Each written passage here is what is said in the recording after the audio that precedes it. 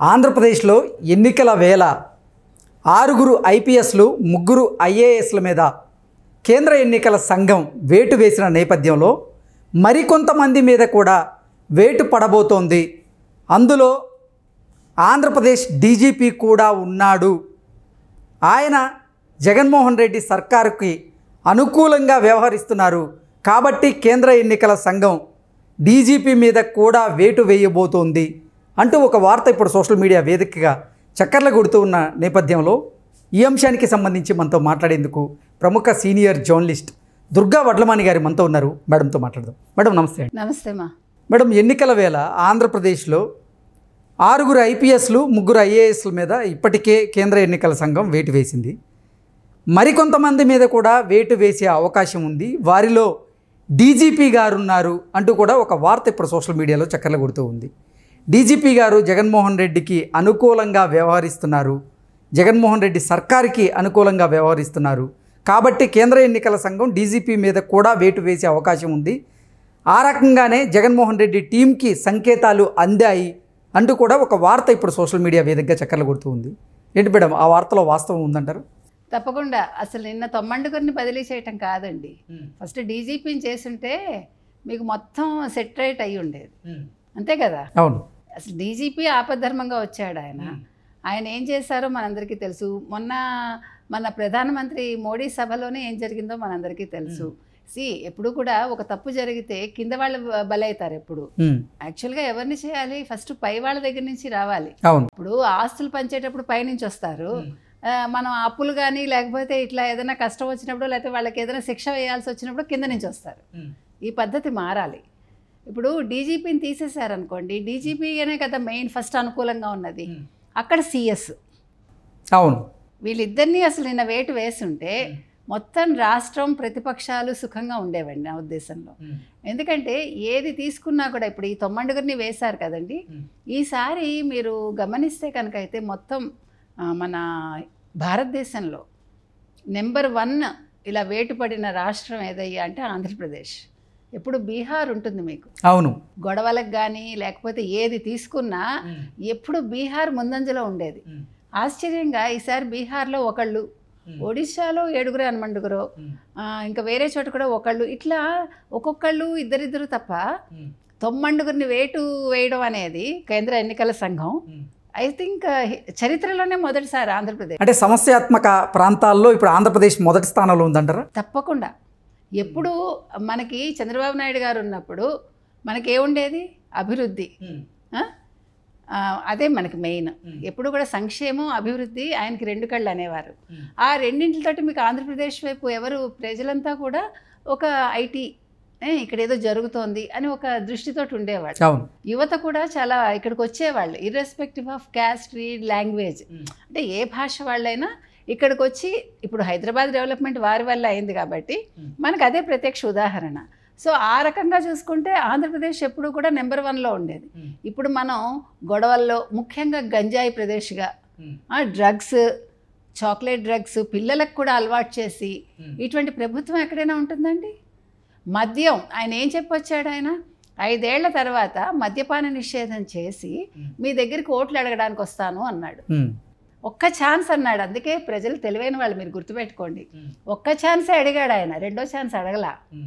మీకు అర్థమైందా? ఒక్క ఛాన్స్ ఇవ్వండి అన్నాడు కూడా ఒక ఛాన్స్ ఇచ్చారు.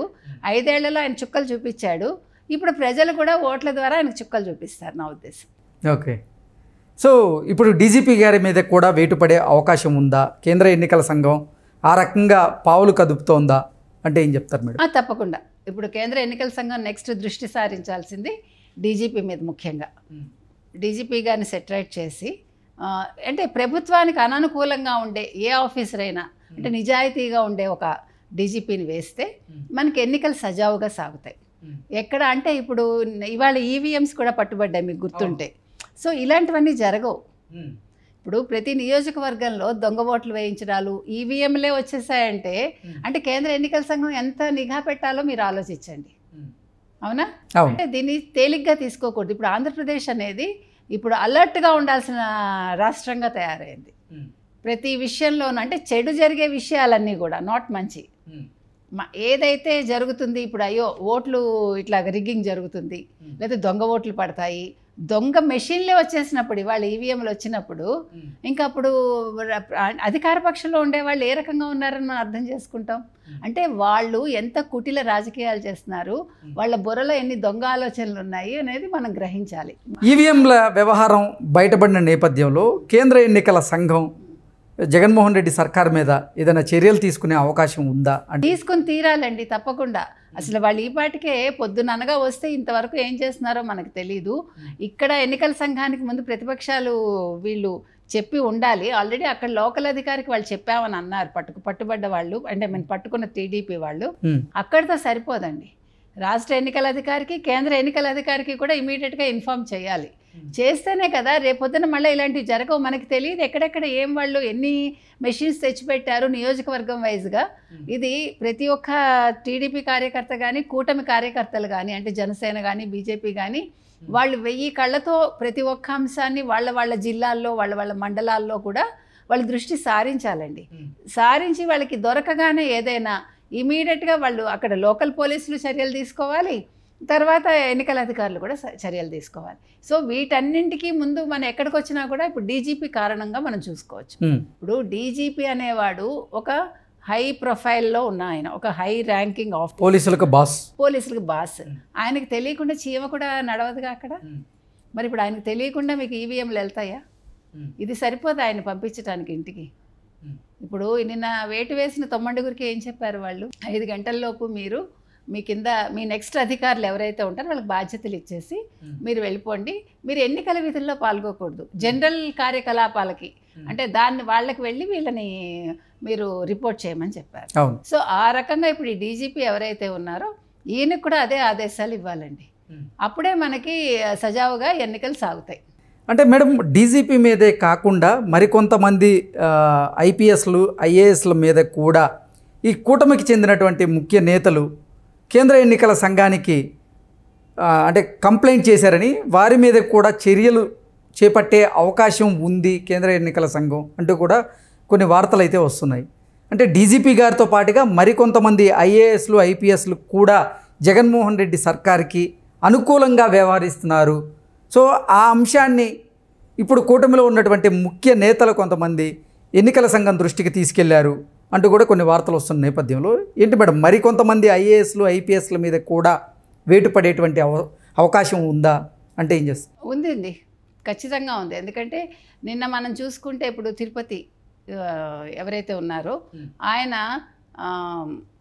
అక్కడ వెళ్ళి ఛార్జ్ తీసుకోగానే ఫస్ట్ ఆయన ఏం చేశాడు, కరుణాకర్ రెడ్డిని వెళ్ళి కలుసుకుని, టీటీడీ చైర్మన్, అవును, ఆయన పుష్పగుచ్చం ఇచ్చి శాలువ కప్పాడు. అది చేయదగ్గ పని అండి. సో ఈ రకంగా అంటే ఇంచుమించు నిన్న 2-3 మనం నిన్న వాళ్ళని వేటు వేసిన వాళ్ళలో 3 అయితే ప్రత్యక్షంగా వాళ్ళు ఓపెన్గా వాళ్ళు టీడీపీకి అనుకూలం అనేది చూపించుకున్నారు. ఇట్లా లోపల ఇంకా చాలామంది ఉండి ఉంటారు. ఇప్పుడు వాళ్ళందరినీ వెలికి తీయాలి. ఇంకొకటి మీరు గమనిస్తే రెడ్లు ఎక్కువ ఉన్నారు. ఇప్పుడు నిన్న తీసిన వేటు వేసిన వాళ్ళు 3 రెడ్లు ఉన్నారు. అవును. సో ఆ రకంగా ఎవరెవరు ఉన్నారు, డీజీపీతో సహా ఇంకా ఎవరెవరు రెడ్డి కుటుంబానికి సంబంధించిన వాళ్ళు కావచ్చు. అంటే తప్పట్లేదండి, మనం కులం గురించి మాట్లాడకూడదు అనుకున్నా కూడా మాట్లాడాల్సిన పరిస్థితులు వస్తున్నాయి మనకి. అంటే జగన్మోహన్ రెడ్డి సర్కారులో ఎక్కువగా అదే సామాజిక వర్గానికి చెందిన వాళ్ళు ముఖ్య నేతలుగా, ముఖ్య అధికారులుగా ఉన్న నేపథ్యంలో ఇంక మాట్లాడుకోవాల్సి రాక తప్పదంటే మీకు గుర్తుంటే ఈయనెవరు జగన్మోహన్ రెడ్డి గారు చంద్రబాబు నాయుడు ఉన్నంత కాలం తర్వాత కూడా అంతా కమ్మ అన్నారు. యాక్చువల్గా చూసుకుంటే ఇప్పుడు ఉన్నది మొత్తం రెడ్డి సామాజిక వర్గమే. ఎటువంటి అధికార పోస్టుల్లో అయినా కూడా, ఎటువంటి కీలక పదవులన్నింటిలో కూడా రెడ్లే ఉన్నారు. Okay madam, thank you so much.